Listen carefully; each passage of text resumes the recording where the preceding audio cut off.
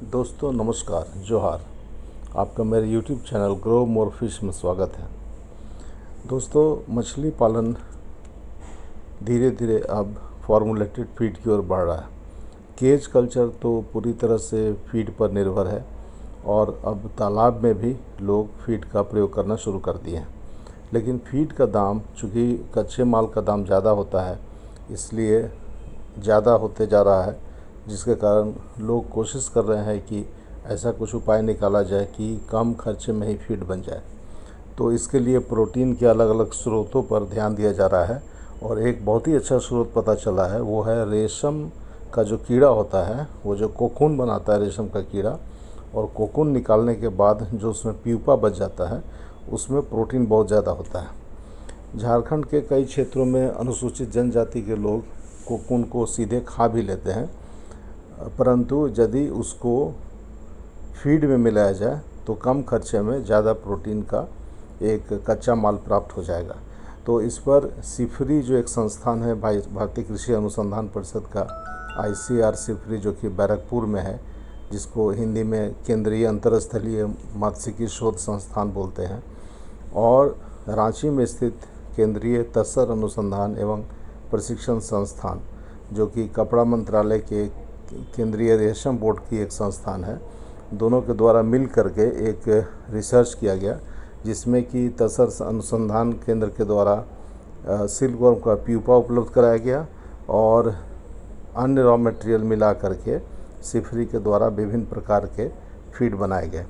तो इस रिसर्च का नतीजा हुआ कि 4 प्रकार के फीड बनाने में सफलता मिला, और जिसको 28 और 29 तारीख को जो एक राष्ट्रीय संगोष्ठी आयोजित किया गया था रेशम के ऊपर में, केंद्रीय तसर अनुसंधान एवं प्रशिक्षण संस्थान के द्वारा रांची में, उसमें प्रसिद्ध वैज्ञानिक पद्मश्री डॉक्टर S अय्यप्पन के द्वारा उस फीड को लॉन्च किया गया। उस फीड का नाम रखा गया है रेशमीन।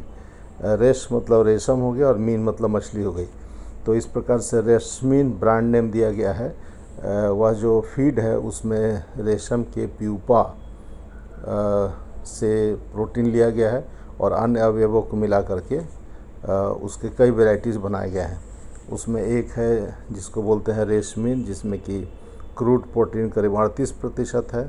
दूसरा है रेशमीन अमृत, जिसमें क्रूड प्रोटीन 32% है।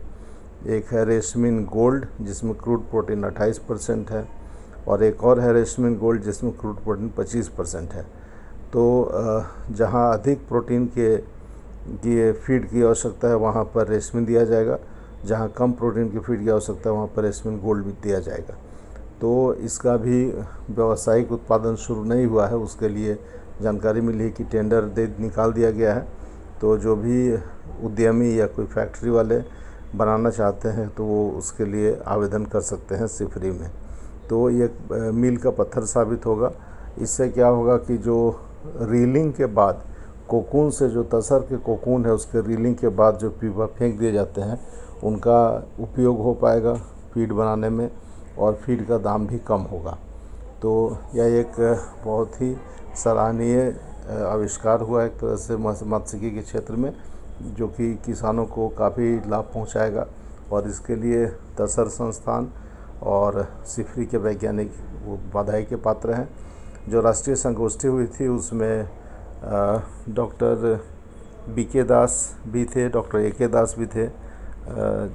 डॉक्टर BK दास जो कि निदेशक हैं सिफरी के, डॉक्टर AK दास जो कि प्रधान वैज्ञानिक हैं, और फिर तसर सेंट्रल सिल्क बोर्ड के मेंबर सेक्रेटरी थे, फिर सेंट्रल जो तसर रिसर्च इंस्टीट्यूट है उसके डॉक्टर K सत्यनारायण जो डायरेक्टर है वो, और अन्य भी कई गणमान्य व्यक्ति और नाबार्ड की और मत्स्य विभाग के पदाधिकारी उपलब्ध थे। तो उम्मीद है कि बहुत जल्दी ही बाज़ार में रेशमीन आ जाएगा, जिसका कि लोग लाभ उठा सकेंगे। इस संबंध में और कोई जानकारी लेना हो तो आप कृपया कमेंट बॉक्स में लिखेंगे, मैं प्रयास करूंगा उनका उत्तर देने का। आपका इस वीडियो को देखने के लिए बहुत बहुत धन्यवाद। नमस्कार, जोहार।